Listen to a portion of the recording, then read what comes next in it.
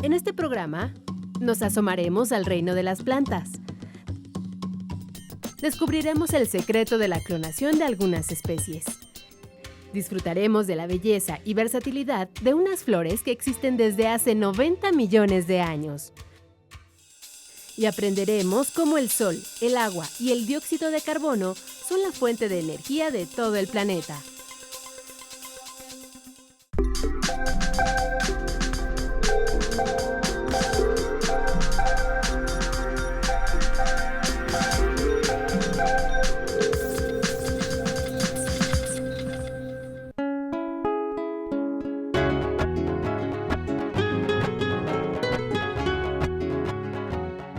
Bienvenidos a Factor Ciencia, yo soy Alejandro García Moreno y en esta ocasión los saludo desde el Jardín Botánico del Instituto de Biología de la Universidad Nacional Autónoma de México, al sur de la ciudad. Este es un espléndido lugar que fue creado en 1959 y al día de hoy alberga más de 1,600 especies de plantas y de árboles que podemos encontrar en todo el territorio nacional. Como pueden ver, lo que predomina aquí es el color verde, aunque en una gran variedad de tonalidades. Las plantas, y es a lo que vamos a dedicar este programa, son organismos claves para la salud del medio ambiente y por supuesto para la vida humana, así es que te invito a que conozcas la ciencia y la tecnología detrás de la botánica. Comenzamos.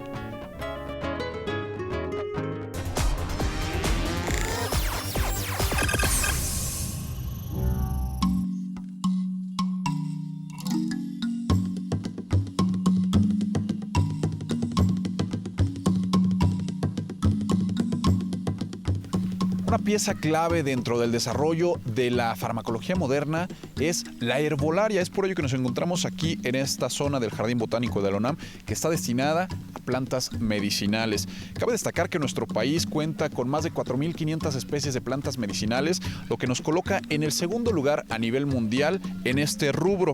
Y hacer un recorrido por este sitio es bastante enriquecedor porque encuentras fichas informativas donde te explica lo que estás observando. Por ejemplo, en este pequeño jardín, esta jardinera, encontramos muitle rojo, que es una planta que se utiliza para fortalecer la sangre. También tenemos por acá orosus, es una planta que se utiliza para los remedios digestivos.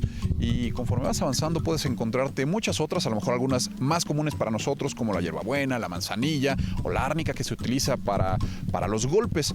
Pero una que es muy interesante es el guareque, y esta planta está siendo estudiada por científicos del Instituto Politécnico Nacional. ¿Quieres saber para qué? Aquí te lo presento. A esta planta se le conoce con el nombre de guareque, pero su nombre científico es Ibervillea sonorae. Es nativa de Sonora y Sinaloa. Además de su uso común como detergente, la medicina tradicional le ha encontrado numerosas propiedades medicinales, entre ellas bajar los niveles de glucosa en la sangre. La ciencia también ha confirmado su potencial farmacológico y hay ya varias universidades en busca de su principio activo. Científicos de la Universidad Profesional Interdisciplinaria de Biotecnología del Instituto Politécnico Nacional se han dado a la tarea de confirmar sus cualidades medicinales. La planta tiene propiedades hipoglucemiantes, ya se ha demostrado en 2 publicaciones a partir del 2002 que se ha reportado esta situación a nivel de ratas. Sin embargo, la gente de manera tradicional siempre la ha utilizado precisamente para ese control. Los investigadores trabajan moliendo las raíces del guareque para obtener un extracto en el que está el principio activo responsable de las propiedades medicinales. Una vez que tenemos el extracto total, donde tenemos una infinidad de componentes químicos, estamos haciendo la separación de las diferentes fracciones que componen este extracto. Entre todas estas fracciones tenemos que probarlas, hacer las pruebas biológicas en animales. Aunque ya existen presentaciones de esta planta en el mercado, los biotecnólogos politécnicos han comprobado que no están estudiadas ni dosificadas de manera correcta. Por eso, trabajan en la elaboración de un complemento alimenticio en forma de pastillas que sea seguro y eficiente. Hay una gran cantidad que se le ha atribuido ese tipo de propiedades. Sin embargo, esta planta ha demostrado que también en concentraciones muy grandes no afecta a la salud de las personas. Nosotros también ya estamos demostrando que es relativamente segura realmente su utilización. Este suplemento alimenticio con sello Politécnico no es propiamente un medicamento, ni pretende sustituir a los tratamientos contra la diabetes, pero sin duda es un paso más en el combate de esta enfermedad.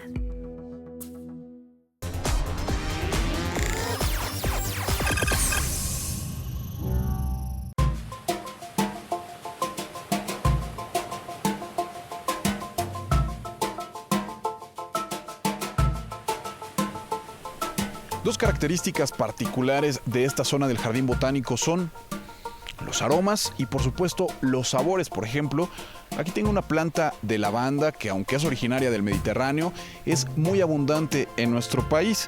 Esta planta generalmente se utiliza para la fabricación de esencias o de lociones.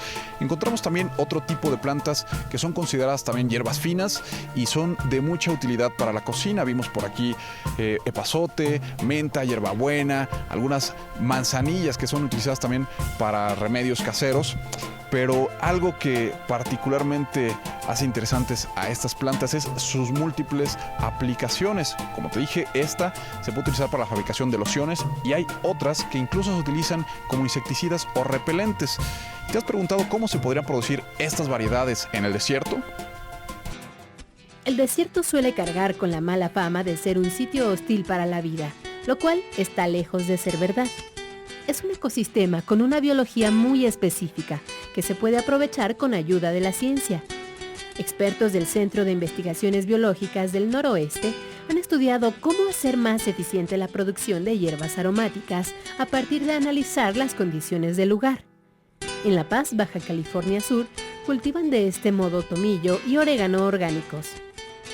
Todo tiene que ver con hierbas aromáticas en el sistema de producción orgánica y protegido. Entonces de ahí se deriva lo que es nutrición, uso de abonos orgánicos, como es composta, lombricomposta, con manejo integrado de plagas y enfermedades. Y además se incluye lo que es energía renovable, que se está utilizando la energía solar como una energía alternativa, ¿no? Como parte de su investigación, probaron diferentes tipos de suelos, nutrientes y condiciones de luz y sombra para reconocer las condiciones óptimas para las plantas. Determinaron cuándo debían regarse, con qué frecuencia y el horario.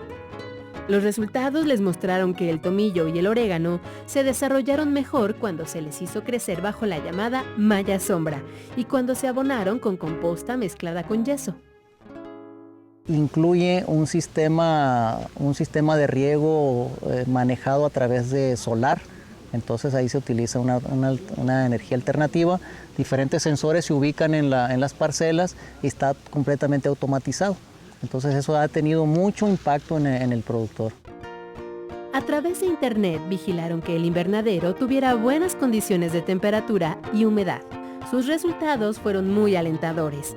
Con esta tecnología, las plantas triplicaron su crecimiento. El macro tratamiento era demostrar a los productores que el mejor sistema es a través de protegido, y nosotros le podemos decir que este es un sistema intensivo. Prácticamente todo el año podemos estar obteniendo, ya sea en este caso hierbas aromáticas, ¿no? Podemos estar sembrando y obteniendo, ¿no? Obviamente fertilizando el suelo con la composta, con las lombrices, con todos los abonos orgánicos que estamos también trabajando. Una estructura como la que vemos aquí, con una superficie de 30 por 20 metros, sensores y sistemas de riego automatizados, una bomba de riego, celdas solares y los controladores que permiten operarlo a distancia, tiene un costo aproximado de 100,000 pesos. La estrategia de producción orgánica en el desierto se aprovecha en otras áreas del noroeste del país, donde se cultivan estas y otras hierbas aromáticas.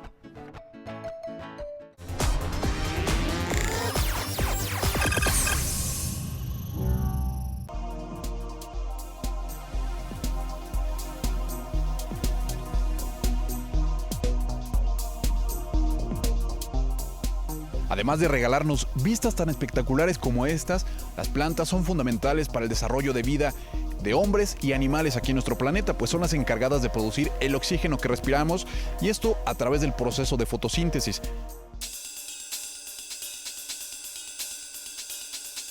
El sol, el agua y el dióxido de carbono. elementos fundamentales para uno de los fenómenos más importantes y complejos de la Tierra. Son la base de la fotosíntesis, la gran fórmula verde que durante millones de años ha permitido la vida de microorganismos, plantas, animales y humanos. Te tengo que decir que el proceso de la fotosíntesis es el proceso. No podríamos explicar la vida en la Tierra como es actualmente si no fuera por la fotosíntesis.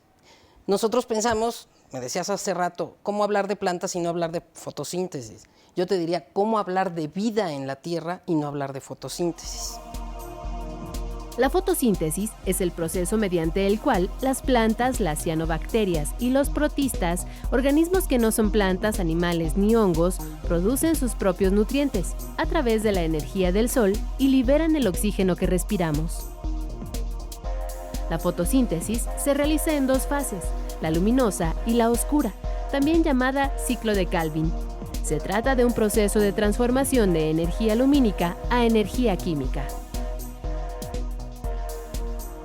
En el caso de las plantas en la fase luminosa, los fotones, partículas de energía solar, son captados por los cloroplastos, células que se encuentran en las hojas y que contienen un pigmento verde llamado clorofila, que le da color a las plantas.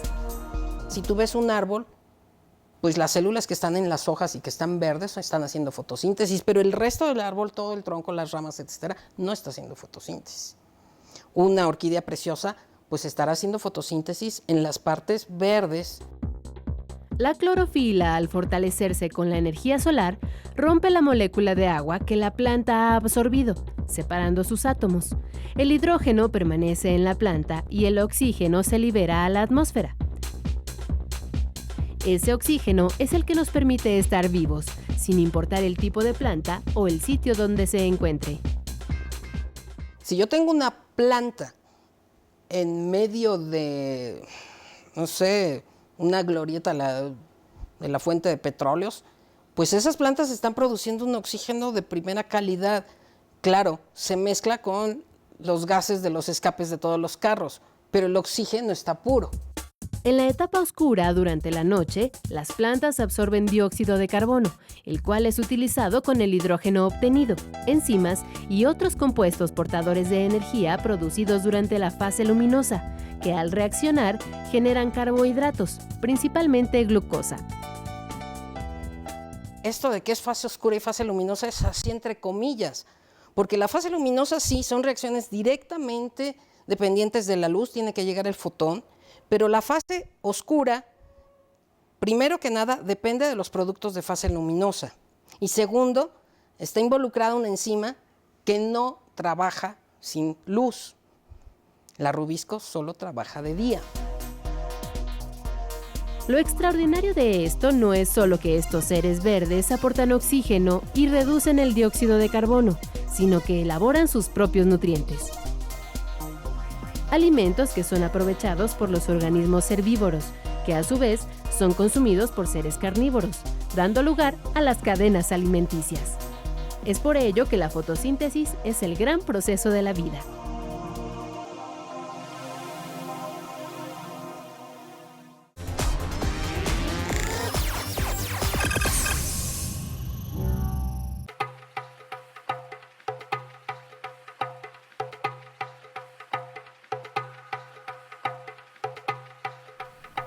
Como todos los seres vivos, las plantas obviamente se reproducen.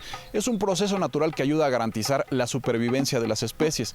Existe una alternativa sexual en la que intervienen dos células o gametos, uno masculino y uno femenino, y la unión de ellos da como resultado las nuevas generaciones de plantas o de seres vivos. Aunque también en el reino vegetal existe una alternativa asexual. En ella, un ser vivo es capaz de reproducir organismos idénticos a la planta madre. Se le conoce como apomixis. Y te voy a presentar cómo se reproduce este fenómeno, pero en un laboratorio.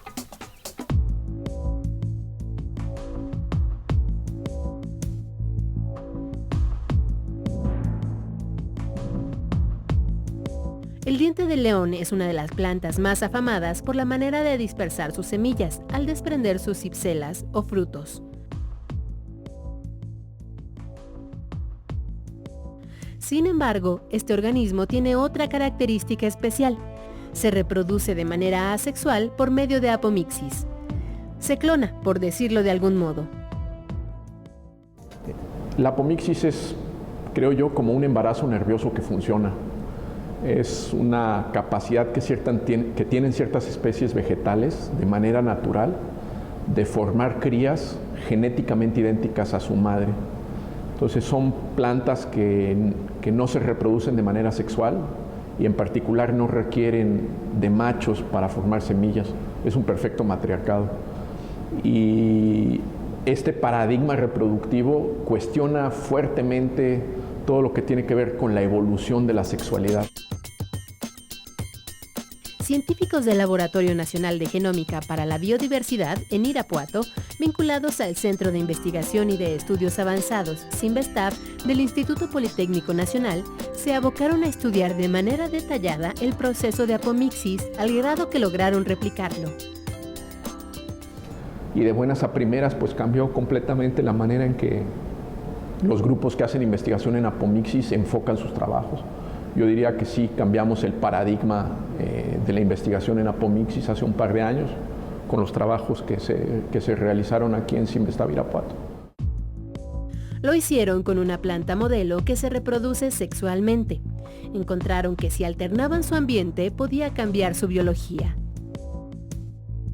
Hay toda una serie de elementos del ambiente en particular, puede ser temperatura, puede ser fotoperíodo, es decir, qué tan largos son los días o las noches, que influencian la manera en que las plantas ejecutan programas genéticos para formar semillas. Entonces descubrimos que podemos modular la manera en que una planta forma semillas a través de estos factores epigenéticos.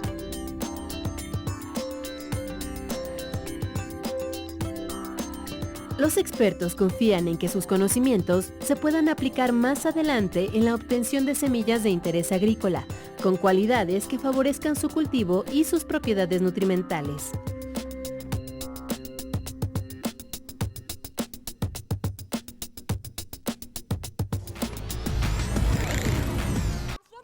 Hola, soy Daniel Olmedo y quiero saber por qué son importantes las plantas y los árboles para los humanos. Es una sombrilla, es un ente protector de todo un sistema de vida, que pueden ser plantas, animales, hongos, bacterias, virus, musgos, de todos los tipos de vida que se desarrollan en estratos, desde la máxima altura donde él cubre hacia abajo. Entonces tiene estratos de elevación dentro del ecosistema que se desarrolla.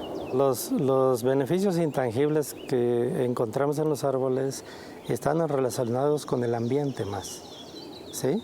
Por ejemplo, transforman el dióxido de carbono, que ahora se ha incrementado tremendamente y se ha vuelto un problema, lo transforman en oxígeno, ¿sí? Y liberan energía, que es importante, también en un proceso de fotosíntesis que se genera con la luz solar o que lo detona la luz solar en las hojas de los árboles. Es un bien que no podemos medir tan fácilmente.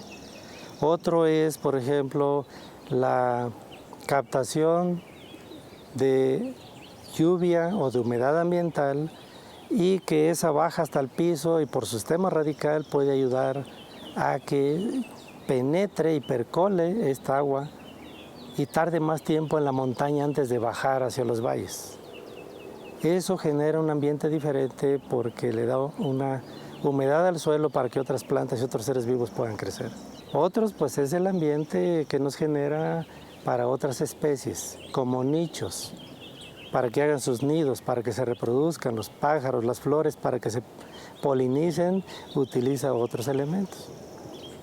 Entonces hay una comunidad enorme de especies, de plantas menores, medianas y de animales, ¿sí? Vertebrados e invertebrados, que tengan o no huesos, que viven protegidos o cerca de los árboles, que les ayudan a formar su casa. Entonces los árboles nos ayudan a filtrar la luz solar y eso minimiza, ¿sí?, la penetración directa a nuestro organismo de rayos ultravioletas y de otros tipos. Entonces el árbol sigue siendo una sombrilla protectora del ser humano y de todos los animales y plantas que requieren menos sol directo.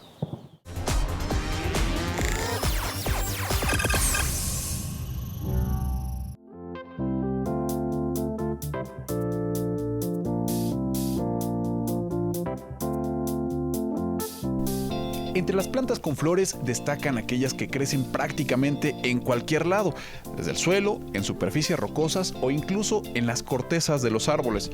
Son las orquídeas, son reconocidas por su extraordinaria belleza y también por la gran variedad de formas y de colores que logran tener. Estas plantas son consideradas como organismos vegetales extremadamente sofisticados. Existen en nuestro planeta desde hace 90 millones de años. Y aquí las tenemos.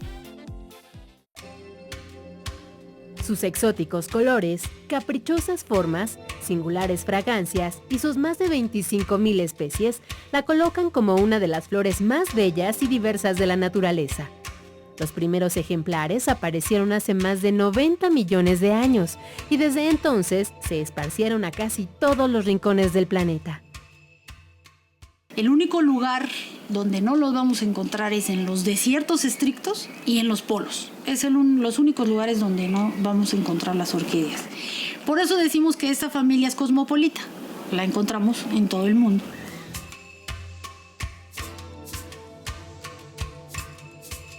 Por su extraordinaria capacidad de adaptación, las orquídeas crecen casi en todas partes.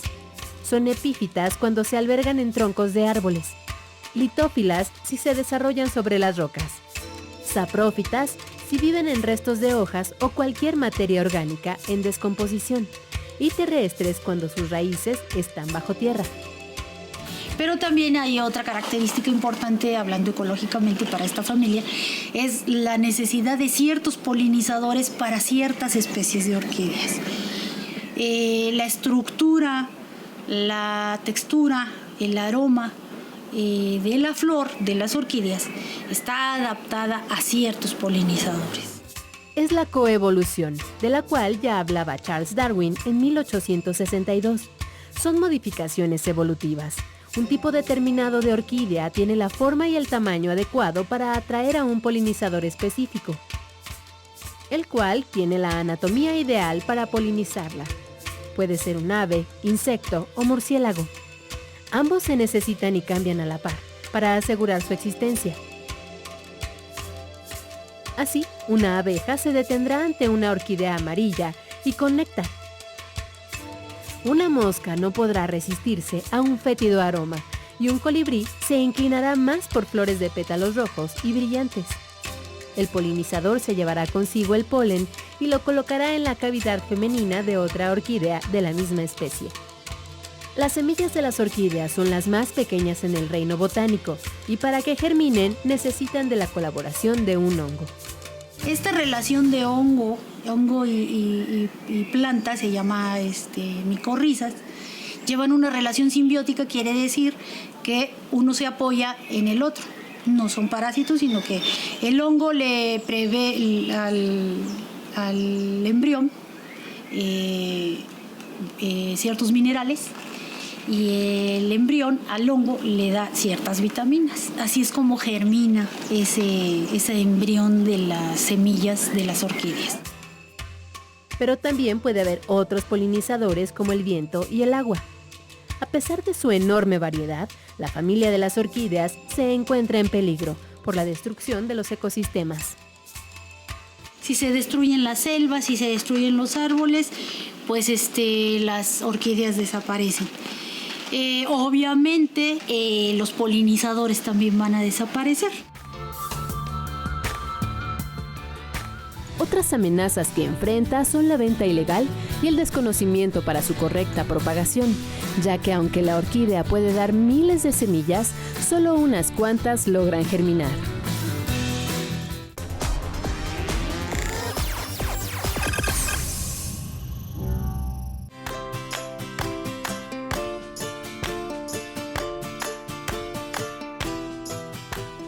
Hace 500 años, cuando los españoles las observaron de lejos, pensaron que se trataba de barriles de oro. Después las apreciaron a mayor detalle, se dieron cuenta que eran plantas para ellos desconocidas, con formas extravagantes y también espinas, lo que las convirtió en un atractivo prácticamente irresistible. Entonces comenzó el saqueo de las cactáceas. Es una práctica que continúa hasta nuestros días. No se sabe la magnitud del comercio ilegal de estas plantas. Sin embargo, su extracción ha provocado que el 20% de ellas se encuentren amenazadas. En América hay 1.700 especies de cactáceas. México posee 800. Es decir, tiene la mayor diversidad biológica del planeta. Pese a esta abundancia, son prácticamente desconocidas por el mal manejo que se les brinda y resultan muy poco aprovechadas, aun cuando presentan un gran potencial para el consumo humano y también para la industria. Las cactáceas brindan importantes beneficios a los ecosistemas. Crecen en suelos áridos y de poca humedad. Los mantienen compactos, también vivos, y esto gracias a una red construida con sus raíces. También son el pan, el agua y el hogar de insectos, también de roedores, de aves, de murciélagos y reptiles. Estos animales consumen sus frutos, sus flores, que son ricos en agua y también en nutrientes. Tardan en crecer entre 150 y 300 años. Algunas llegan a vivir medio siglo, por lo que cada vez que se extrae un ejemplar sin control, resulta difícil reponer sus funciones biológicas. El comercio ilegal de estas plantas es una de las actividades que pone en riesgo la vida de estas especies originarias de América.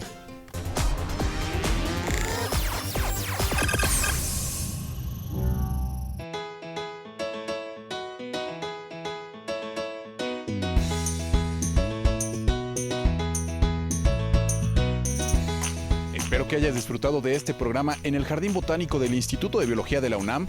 Yo te recuerdo que puedes seguirnos en Twitter, Facebook, visitar nuestro portal o descargar cualquiera de nuestros programas a través de iTunes. No olvides que seguimos investigando lo que ocurre en el mundo de la ciencia y la tecnología para llevarlo hasta tu pantalla. Yo soy Alejandro García Moreno y esto fue Factor Ciencia. Te espero la próxima semana.